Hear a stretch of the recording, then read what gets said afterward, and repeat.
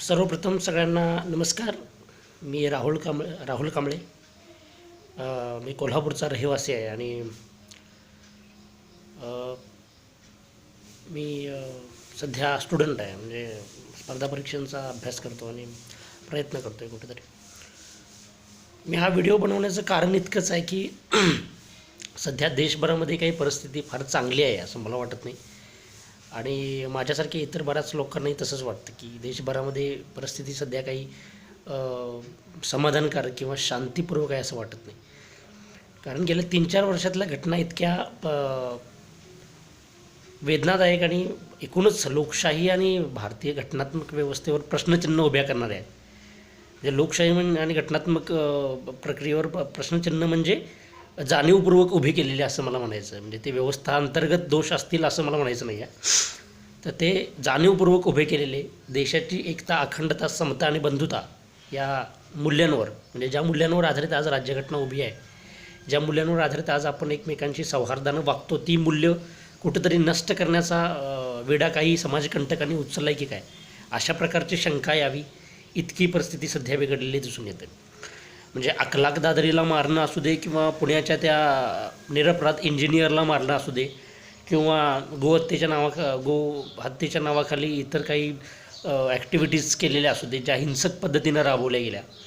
मला कुठल्या ऑर्गनायझेशनच्या विरोधामध्ये किंवा कुठल्याही राजकीय पक्षाच्या विरोधामध्ये बोलायचं नाही आहे, परंतु जे काही या देशभरामध्ये चाललेलं आहे हे निश्चितच घटनात्मक दृष्ट्या फार चांगलं नाही आहे. आणि म्हणूनच मला असं वाटतं की या गोष्टीचा जरा गांभीर्याने विचार करायला हवा.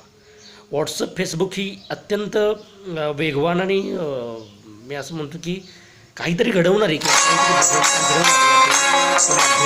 माध्यमांचा वापर सध्या अत्यंत वाईट कारणासाठी होत आहे. द्वेष पसरवण्यामध्ये, धार्मिक हिंसाचाराच्या चिथावणीसाठी, जातीय संघर्षासाठी या व्हॉट्सअप आणि फेसबुकचा वापर केला जातो आहे.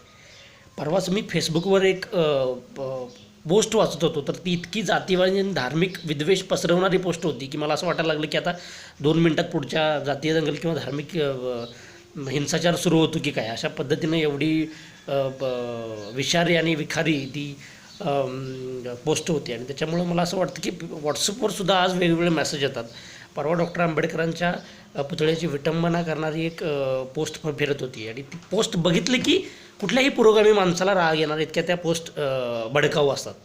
आणि त्याच्यामुळं काही वेळेला असं होतं की कसल्याही प्रकारचा विचार न करता युवक त्या पोस्टच्या अधीन जाऊन जातीय संघर्षाला किंवा हिंसाचाराला प्रवृत्त होतात. तर माझं आपल्याला इतकंच सांगणं आहे की अशा प्रकारची कुठलीही पोस्ट आपल्याकडे आली असता आपण त्या गोष्टीचा उहापोह केला पाहिजे. ती पोस्ट खरी आहे की नाही, ती पोस्ट जाणीवपूर्वक तयार केली की काय, त्या पोस्टचा उद्देश काय, या सगळ्या गोष्टींचा आपण अभ्यास केला पाहिजे आणि मगच त्या पोस्टवर प्रतिक्रिया देणं गरजेचं आहे. पोस्ट आली म्हणून पटकन ती शेअर करून पुन्हा आपण हिंसाचाराला तर प्रोत्साहन देत नाही ना, अशा प्रकारचा विचार प्रत्येक युवकानं केला पाहिजे. युवकानं म्हणण्यापेक्षा अदरवाईज सगळ्यांनीच त्या गोष्टीचा विचार केला पाहिजे.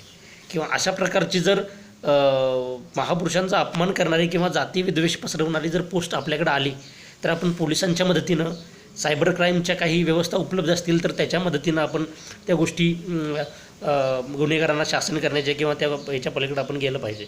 परंतु ही गोष्ट पसरवून आपण विद्वेष पसरवू की काय, अशा पद्धतीचं जर काही वातावरण तयार होत असेल तर त्या गोष्टीला आपण आवर घातला पाहिजे साहजिकच. आणि सगळ्यात मला असं म्हणायचं आहे की भारत हा पहिल्यापासूनच सहिष्णू आहे, यात शंकाच नाही. धार्मिक सहिष्णुता आपल्या सर्वांकडे आहे आणि म्हणूनच आपल्या महाराष्ट्राच्या परंपरेचं सुद्धा, म्हणजे छत्रपती शिवाजी महाराजांचं सुद्धा जर उदाहरण घ्यायचं झालं तर खरी सहिष्णुता आणि सर्वधर्म समभावाची जी काही म्हणजे ज्याला आपण म्हणू की महान परंपरा आहे, ती परंपरा आपल्याला छत्रपती शिवाजी महाराजांनी शिकवली. कारण महाराजांच्या सैन्यामध्ये 700 पठाण होते, 12 बलुतेदार, 18 आलुतेदारांच्या तुकड्या महाराजांच्या फौजेमध्ये होत्या. आणि त्याच्यामुळे जातीवाद आणि धार्मिक विद्वेषाला कधीही महाराजांनी थारा दिला नाही. आणि म्हणून महाराष्ट्रातले नवयुवक किंवा महाराष्ट्रातले नवमावळे म्हणून आपली जर जबाबदारी काय असेल तर ती हीच आहे की आपण तो महाराजांचा सर्वधर्म समभाव आणि जाती विद्वेषाला थारा न देण्याची महाराजांची जी काही धोरणं होती ती इथून पुढे राबवली पाहिजे. आणि सगळ्यात महत्त्वाचं म्हणजे माणसानं माणसाशी माणसाप्रमाणे बघितलं पाहिजे, त्याच्याकडे जातीच्या किंवा धर्माच्या नजरेतून बघता कामा नये. कारण आजकाल सगळीकडे जातीच फिरताना दिसत आहेत, माणसं कुठं दिसत नाहीत. म्हणून मला माणसाचा शोध आहे. आणि माणूस जर कुठे दिसला तर मला नक्कीच सांगा तुम्ही, असं मला म्हणण्याची वेळ यावी असं मला नाही वाटत. मला असं वाटतं की आपण सगळे ऐकणारे सुज्ञ लोक आहात, हुशार लोक आहात. आपण या गोष्टीला समजून घ्याल की हे प्रकरण किती गंभीर आणि विचार करण्यासारखं आहे आणि या प्रकरणावर आपण सगळ्यांनी विचार करावा.